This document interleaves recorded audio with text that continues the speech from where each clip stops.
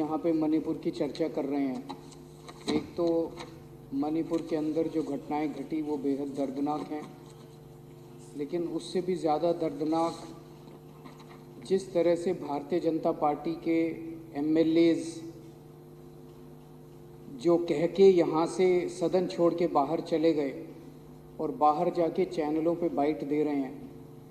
वो कह रहे हैं कि मणिपुर से उन लोगों का कोई लेना देना नहीं है, मणिपुर उनके लिए कोई विषय नहीं है।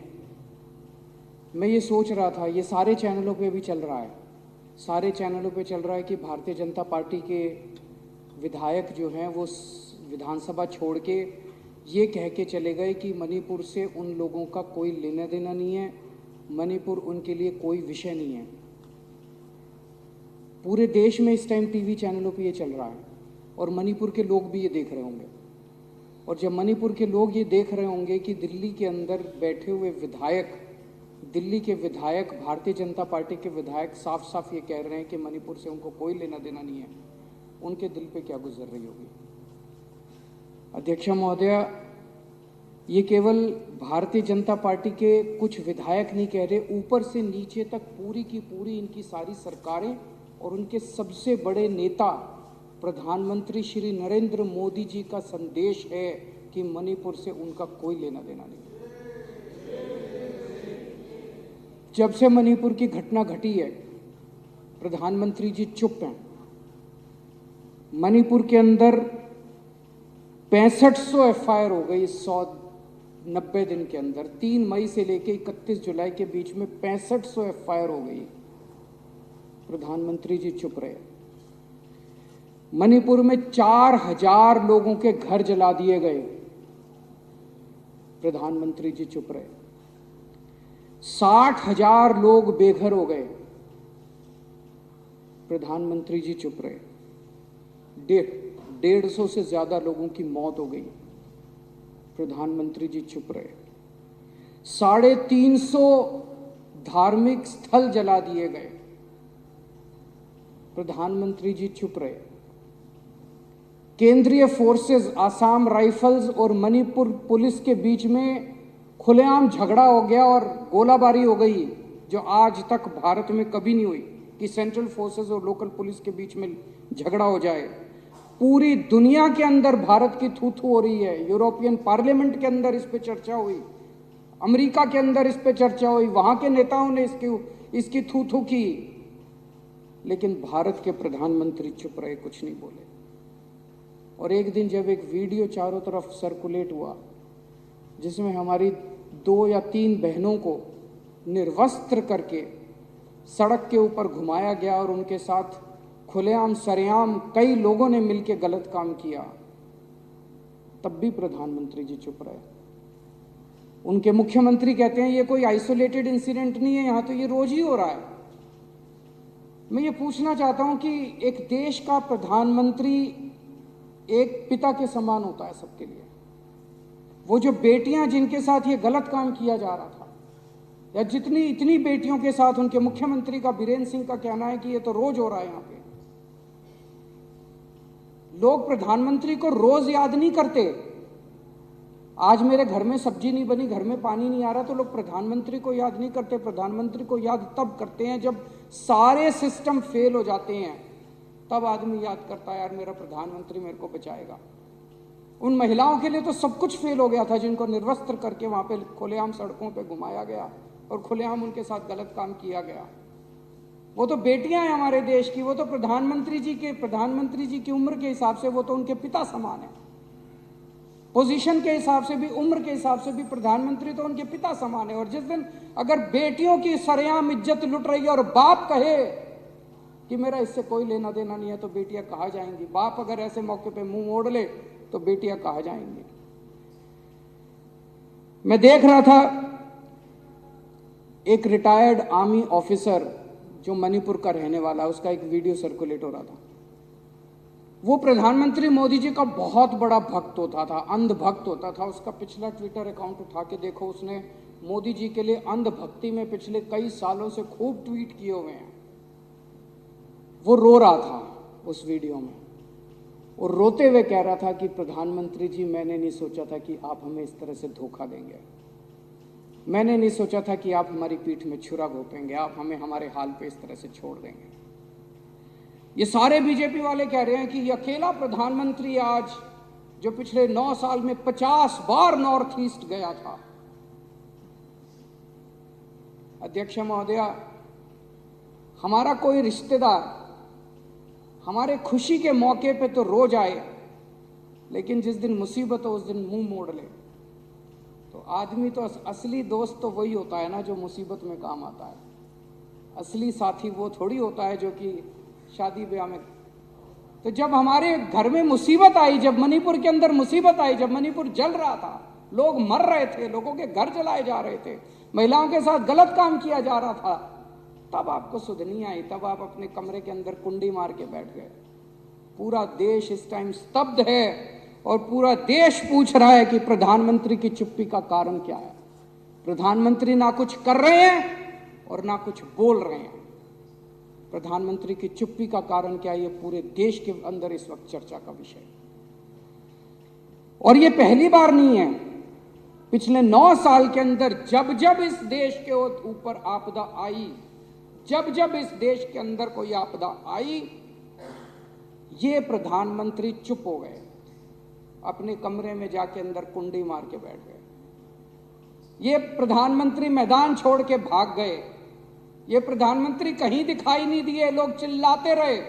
अभी थोड़े दिन पहले मेरे को याद है, जंतर मंतर के ऊपर हमारी महिला पहलवान जंतर मंतर के ऊपर बैठी थी। उनके आरोप थे कि उनके साथ कुश्ती फेडरेशन के प्रेसिडेंट ब्रजभूषण सिंह ने उनके साथ छेड़खानी किया और उनके साथ गलत हरकतें की है।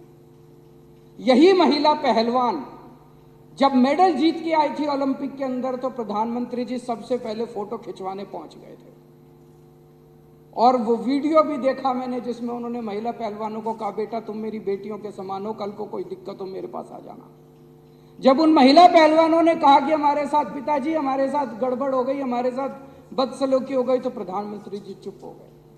प्रधानमंत्री जी ने चुप्पी साध ली।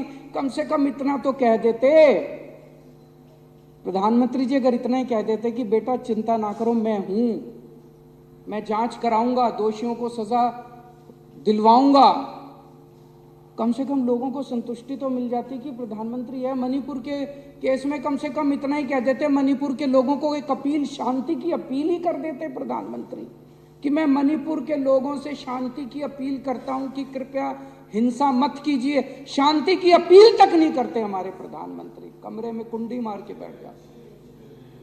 जब ये महिला पहलवान थी, महिला पहलवानों को एक अपील कर देते, वो तो बेचारी केवल प्रधानमंत्री से 2 शब्द सुनने के लिए बेताब थी। अगर वो कह देते कि बेटा चिंता ना करो, जिसने भी तुम्हारे साथ गड़बड़ किया मैं उनको बख्शूंगा नहीं।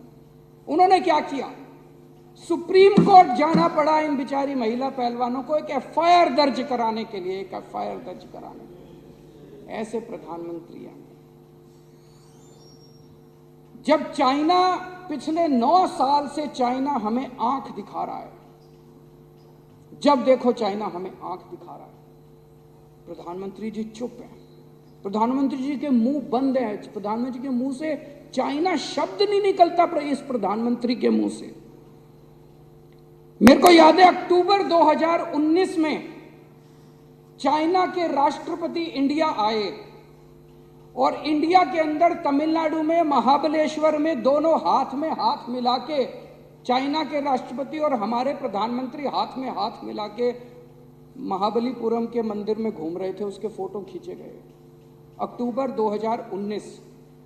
और 15 जून 2020 को चाइना की फौजों ने गलवान घाटी पे हमारे ऊपर हमला करके हमारे 20 सैनिकों को मौत के घाट पहुंचा दिया।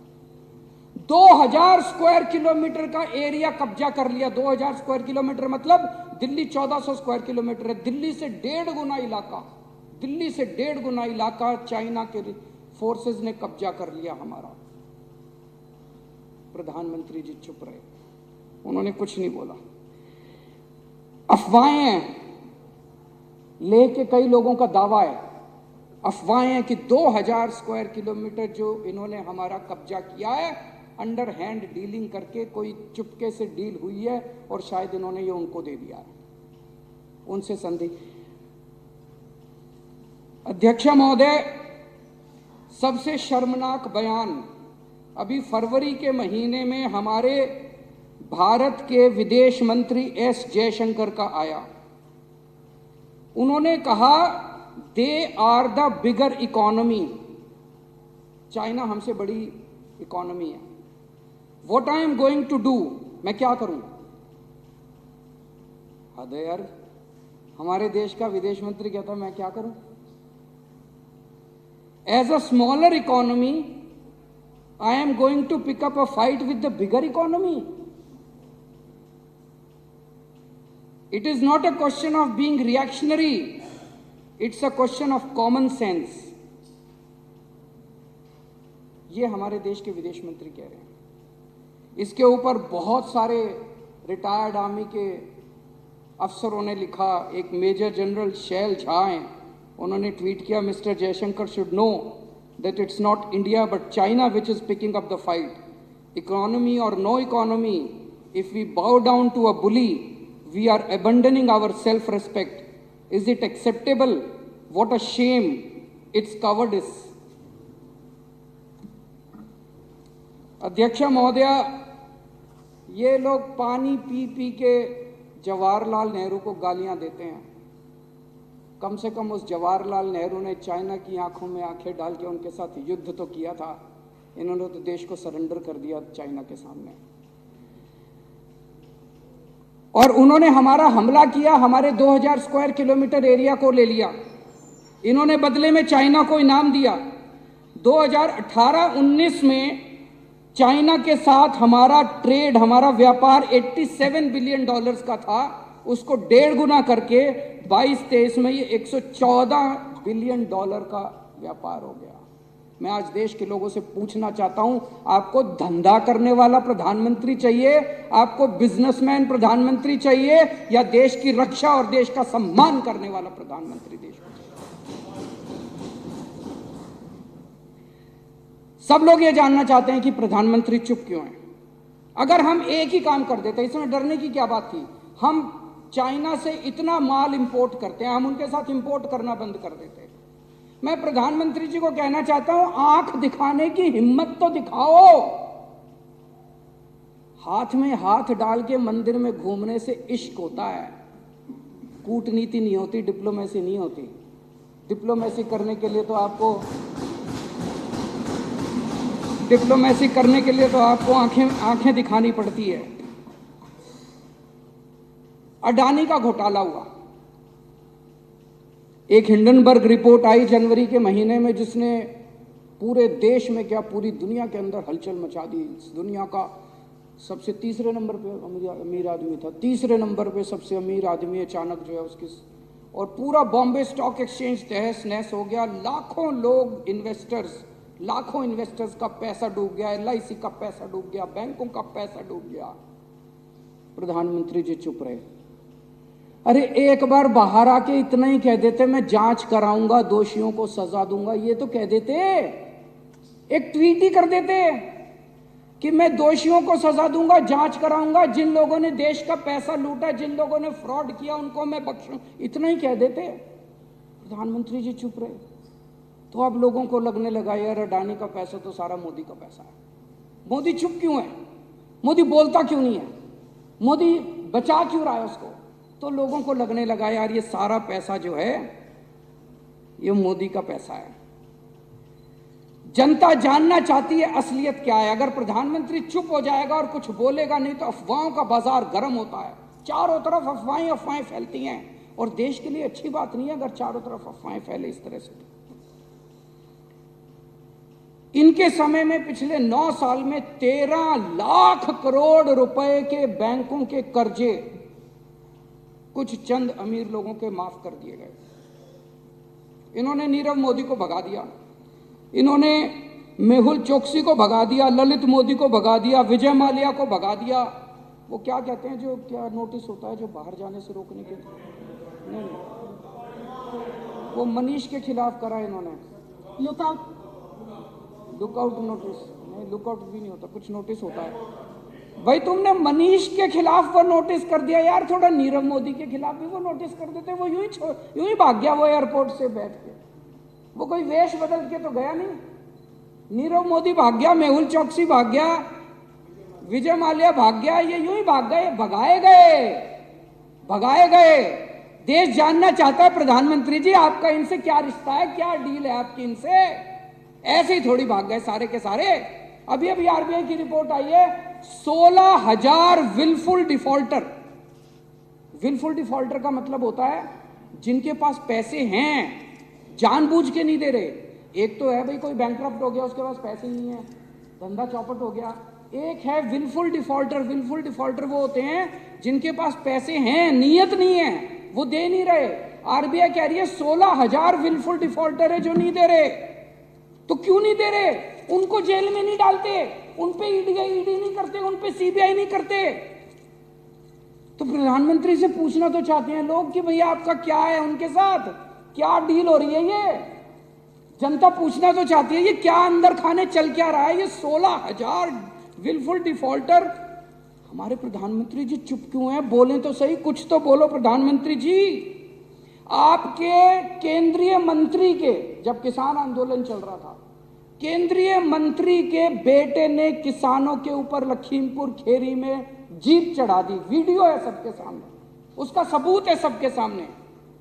प्रधानमंत्री जी चुप रहे। हमारे किसान भी प्रधानमंत्री जी के लिए कोई मायने नहीं रखते। सरेआम जीप उनको कुचल दिया, प्रधानमंत्री जी चुप रहे। 14 सितंबर 2020 को हाथरस में एक दलित बेटी के साथ, 19 साल की दलित बेटी के साथ 4 लड़कों ने गैंगरेप किया। प्रधानमंत्री जी चुप रहे, कुछ नहीं बोले। और अभी हरियाणा के अंदर पहले नूह में और उसके बाद सोना में और फिर गुड़गांव के अंदर सरेआम 2 समुदायों के बीच में हिंसा हुई। पूरे दुनिया के अंदर छूत हुई। प्रधानमंत्री जी चुप रहे। अभी थोड़े दिन पहले एक भाषण दिया प्रधानमंत्री जी ने, फलाने उन्होंने 2-3 नेताओं का नाम लिया। फलाने नेताओं ने 17,000 करोड़ रुपए का घोटाला कर दिया। 3 दिन बाद प्रधानमंत्री जी उनको अपनी पार्टी में शामिल कर दिया। तो जनता जानना चाहती है जी 3 दिन के अंदर उस घोटाले का क्या हुआ। प्रधानमंत्री जी चुप रहे।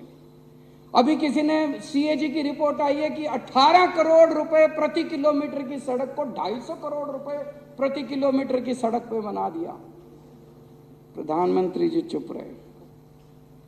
तो अब देश के अंदर चारों तरफ चर्चा हो रही है, क्या मोदी जी एक कमजोर, अहंकारी और भ्रष्ट प्रधानमंत्री हैं। आज ये सदन प्रधानमंत्री जी से अपील करना चाहता है कि बाकी बातें बाद में हो जाएंगी, मणिपुर को संभाल लीजिए, कुछ तो कहिए, कुछ तो करिए।